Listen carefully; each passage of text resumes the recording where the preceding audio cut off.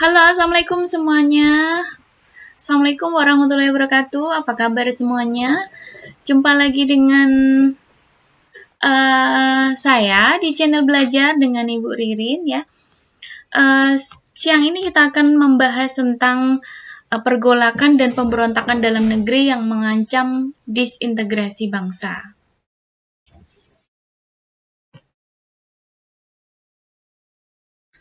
Nah, potensi dasar yang diambil dari pembahasan ini adalah menganalisis perjuangan bangsa Indonesia dalam mempertahankan kemerdekaan dari ancaman disintegrasi bangsa, terutama dalam pergolakan dan pemberontakan, antara lain PKI Madiun, DITII, Andi Aziz, RMS, PRRI, dan Permesta, serta G30S PKI. Nah, sebelum Ibu menjelaskan secara dalam pembahasan materi ini, baiknya kalian membaca terlebih dahulu di buku cetak kalian. Ini ada dibuatin kolom-kolom berbagai pemberontakan dalam negeri. Nah, setelah kalian berusaha untuk mengisi ini, tentunya kalian otomatis akan membaca sendiri, dan itu adalah salah satu contoh dari kegiatan literasi. Berikutnya, kita sudah bisa mengambil isian bahwasanya untuk tahunnya ya, isian untuk tahunnya, bahwasanya pemberontakan PKI Madiun pada tahun 1948, DITI Jawa Barat 1949 sampai 1962, DITI Aceh 1953 sampai 1962, DITI Kalsel 1950 sampai 1959, DITI Sulawesi Selatan 1952 sampai 1965, APRA 1950, Andi Aziz 1950 sampai 1953, RMS 1950, PRRI Permesta 1957 sampai 1951, G30S PKI 1965.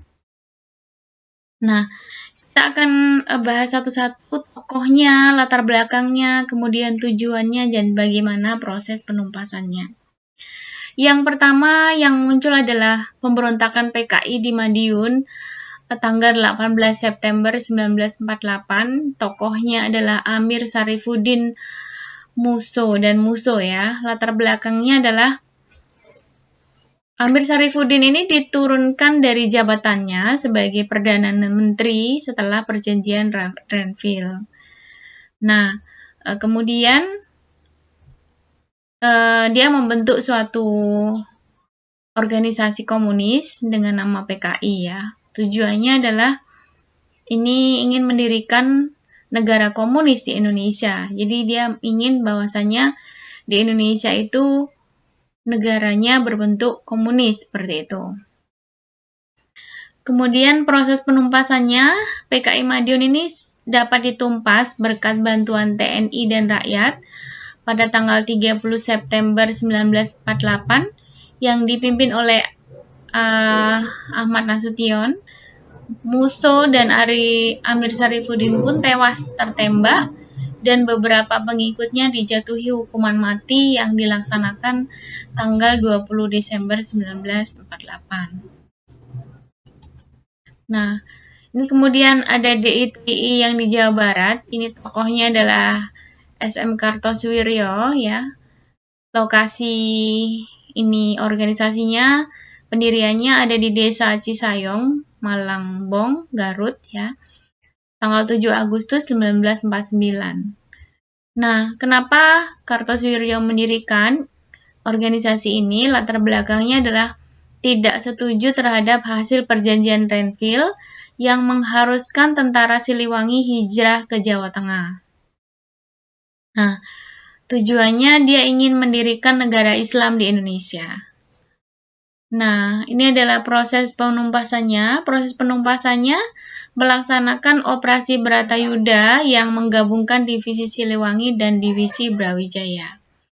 Dan yang kedua, proses penumpasannya adalah Jenderal Nasution melaksanakan operasi Pagar Betis sampai dengan tanggal 4 Juni 1962 Kartosuwiryo tertangkap di Geberdan dan dijatuhi hukuman mati tanggal 16 Agustus 1965. Kemudian ada juga DITI Aceh. DITI itu Darul Islam Tentara Islam Indonesia ya. Tokohnya adalah Daud Beorueh, didirikannya tanggal 20 September 1953 ya. Kenapa Daud Beorueh mendirikan DITI di Aceh ini? Nah, ini dilatar belakangi oleh diturunkannya status Aceh dari daerah istimewa menjadi kepresidenan bagian dari Sumatera Utara. Kemudian latar belakang berikutnya yang menjadi alasan Daud Beorueh untuk mendirikan DITI di Aceh adalah merasa diperlakukan tidak adil oleh pemerintah pusat mengenai alokasi dana bantuan. Kemudian tujuannya mendirikan DITI di Aceh, ini tujuannya adalah mendirikan negara Islam yang menggabungkan diri dengan DITI di Jawa Barat yang dipimpin oleh Kartosuwiryo. Kemudian akhir pergolakannya yaitu melakukan musyawarah kerukunan rakyat Aceh Desember 1962 yang diprakarsai oleh Kolonel M. Yasin. Kemudian DITI di Kalimantan Selatan ini mulai dibentuk 10 Oktober 1950. Tokohnya adalah Ibnu Hajar, ini Letnan 2 TNI, jadi orang TNI juga ini. Nah, ini Ibnu Hajar ini Ibnu Hajar ini membentuk DITI di Kalimantan Selatan. Ini punya latar belakang yaitu alasannya adalah tidak puas terhadap pemerintah pusat dan mendirikan kesatuan rakyat yang tertindas. Nah, tujuannya mendirikan DITI Aceh juga ingin menggabungkan diri dengan DITI Jabar yang dipimpin Kartosuwiryo ya. Proses penumpasannya tahun 1959 Ibnu Hajar tertangkap dan dihadapkan kepada pengadilan militer luar biasa karena dia adalah seorang TNI ya. Kemudian dijatuhi hukuman mati tanggal 22 Maret 1965. Di DITI Sulawesi Selatan ini dibentuk tanggal 17 Agustus 1952, dipimpin oleh tokohnya yaitu Letkol Kahar Muzakar. Nah, latar belakangnya Kahar Muzakar untuk mendirikan DITI di Sulawesi Selatan ini alasannya adalah bahwa pemerintah pusat menolak tuntutan Kahar Muzakar agar pasukannya yaitu KGSS dimasukkan ke dalam APRIS dengan nama Brigade Hasanuddin ya. Nah, karena sakit hati ini maka dia membentuk DITI di Sulawesi Selatan. Nah, tujuannya adalah dari DITI Sulawesi Selatan sama yaitu dengan DITI lain yang ingin menggabungkan diri dengan DITI Jawa Barat dan mendirikan negara Islam ya. Proses penumpasannya 3 Februari 1965 Kahar Muzakar berhasil ditembak mati oleh Satuan Divisi Siliwangi. Kemudian APRA ini adalah Angkatan Perang Ratu Adil ya. Tempatnya di Bandung, dibentuknya tanggal 23 Januari 1950. Tokohnya adalah Westerling dan Sultan Hamid II. Apa sih latar belakang pembentukannya? Yaitu karena tuntutan APRA agar pasukannya menjadi tentara di Indonesia latar belakangnya adalah karena tuntutan APRA agar pasukannya menjadi tentara di negara Pasundan ditolak oleh pemerintah pusat. Nah, ini kekecewaan yang pertama. Kekecewaan yang kedua ini adanya kepercayaan rakyat akan datangnya seorang ratu adil alasan yang kedua adalah adanya kepercayaan rakyat akan datangnya seorang ratu adil atau pemimpin yang adil yang akan membawa mereka ke suasana yang aman dan tertib serta memerintah dengan adil dan bijaksana seperti yang terdapat dalam ramalan Joyoboyo. Nah, Tujuan dari APRA atau Angkatan Perang Ratu Adil ini adalah untuk mempertahankan bentuk negara.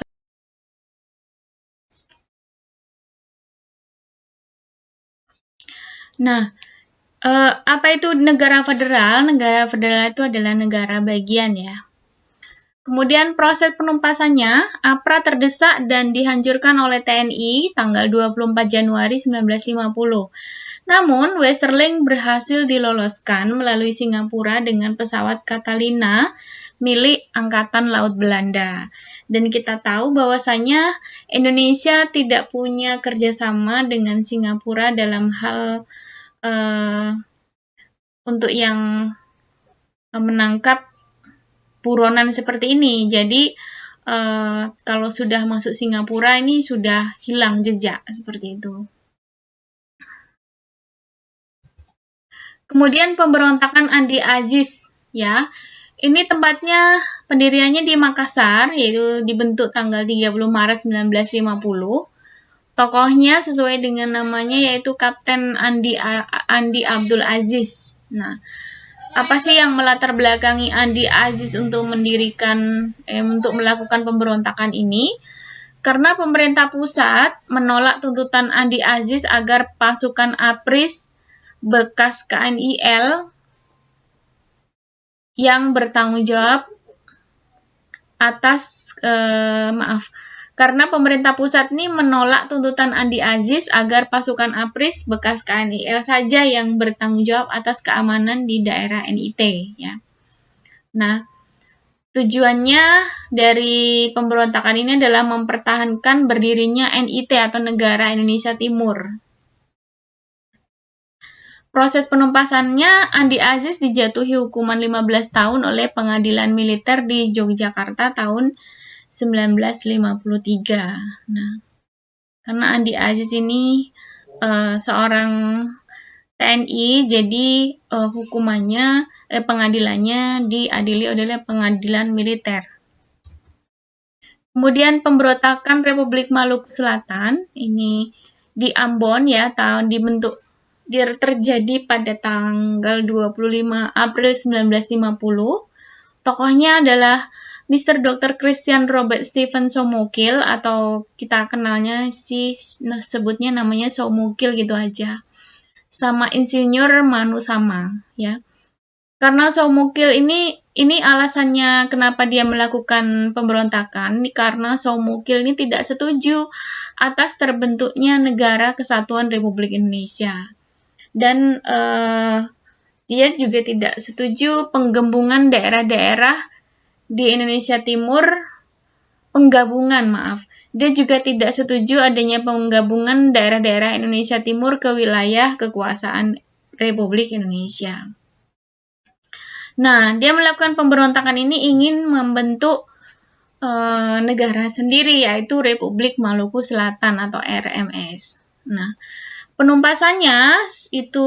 proses penumpasannya ini mulai dari secara damai dan militer hingga RMS terdepak, sehingga Somokil melarikan diri ke Belanda. Kemudian pemberontakan PRRI Permesta. PRRI atau Permesta ini di Sumatera Barat ya. Terjadi tanggal 10 Februari 1958. Nah, ini tokohnya ada Letkol Ahmad Hussein, DJ Somba, Mauludin Simbolon. Kemudian kalau yang Permesta ini terjadi di 2 Maret 1957, tokohnya adalah Letkol Sumual, Mayor Gerungan, dan Mayor Runtu Rambi. Banyak dari TNI ya, orang-orangnya. Kenapa? Latar belakangnya adalah karena tidak puas terhadap alokasi dana pembangunan yang dialokasikan ke daerah, merasa dianaktirikan, seperti itu yang di daerah-daerah. Tujuannya adalah dari pemberontakan ini adalah memproklamirkan berdirinya PRRI ya, dengan pimpinan Perdana Menteri Sarifuddin Prawira Negara. Proses penumpasannya yaitu melancarkan operasi militer seperti Operasi Sabta Marga, Operasi Tegas, Operasi 17 Agustus. Dan PRRI secara keseluruhan baru berakhir tahun 1961. Nah, ini cukup berliku-liku panjang penumpasannya ya. Kemudian pemberontakan 30 September 1965, ini tentunya kalian sudah banyak tahu ceritanya. Tempatnya di Jakarta, pemberontakannya ya, tanggal 30 September 1965. Nah, tokoh pemberontakan ini adalah ada DN Aidit, Sam Kamaruzaman, Kolonel Untung, Kolonel Infanteri Latif, Mayor Udara Suryono, Brigjen Suparjo alias Waluyo, kemudian Nyoto dan Dr. Subandrio, dan kawan-kawan lain. Masih ada lagi. Nah, kenapa sih latar belakangnya? Kenapa melakukan pemberontakan ini? Nah, alasannya sejak pemilu ke-1 tahun 1955, PKI berkembang menjadi partai besar, sehingga ingin merebut kekuasaan di Indonesia ketika Insinyur Soekarno dalam keadaan sakit. Nah, memang pemberontakan ini terjadi saat Insinyur Soekarno ini dalam keadaan sakit. Tujuannya adalah ingin mengganti ideologi Pancasila menjadi ideologi komunis di Indonesia. Ideologi komunis itu salah satunya itu ateis atau anti Tuhan ya, seperti itu. Sehingga itu tidak sesuai dengan dasar-dasar negara kita yang mengenal Tuhan ya, seperti itu. Kemudian proses penumpasannya mengadakan operasi penumpasan di garis G30 SPKI di Lanut Halim Perdana, Lapangan Udara Halim Perdana Kusuma ya. Kemudian melakukan pengejaran terhadap pelaku pembunuhan di Lubang Buaya, dan kemudian merebut kembali Radio Republik Indonesia dan kantor Telkom yang dipimpin oleh Sarwo Edi Wibowo. Ya. Sarwo Edi Wibowo ini adalah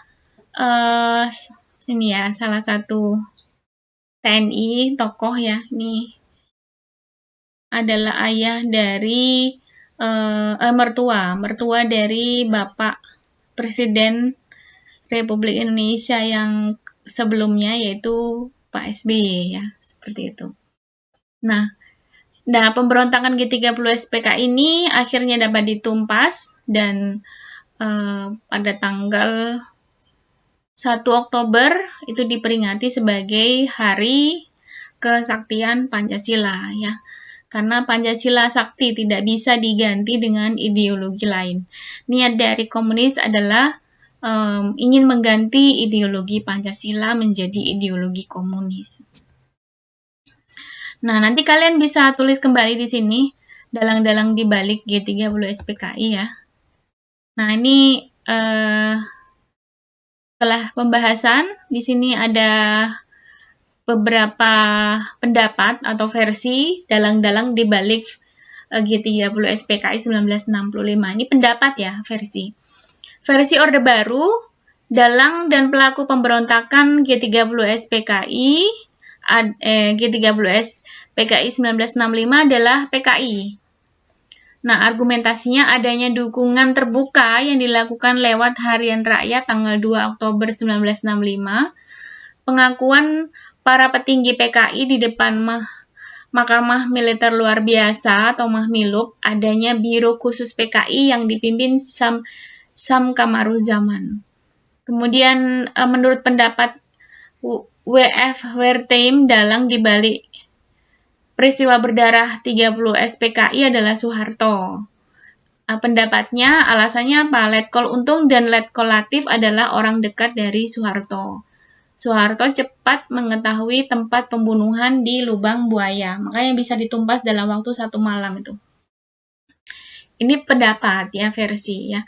Kemudian 3, pendapat berikutnya, versi berikutnya, pendapat dari B. Anderson atau Cornell Paper. Semua peristiwa tersebut sebagai akibat dari konflik intern Angkatan Darat, adanya ketidakpuasan dari perwira menengah terhadap perwira tinggi. Nah, alasannya apa?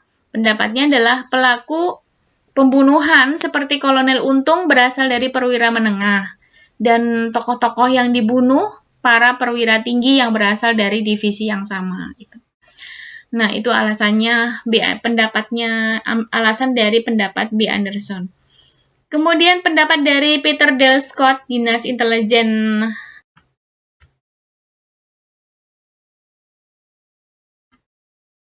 Nah, kemudian yang keempat adalah pendapat atau versi dari Peter Dale Scott, Dinas Intelijen Amerika Serikat CIA. Ini mengemukakan argumen bahwasanya Amerika Serikat memberi bantuan dana bagi demonstran di Jakarta. Jadi ini memang disupport orang Amerika Serikat agar terjadi pemberontakan ya, seperti itu. Memang didanai ya. Ini pendapat ya. Kemudian pendapat dari Anthony nih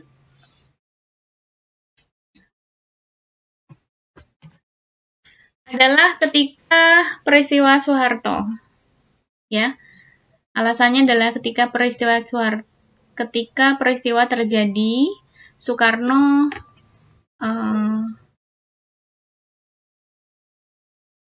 tidak berada di tempat, di lokasi, tidak berada di Jakarta.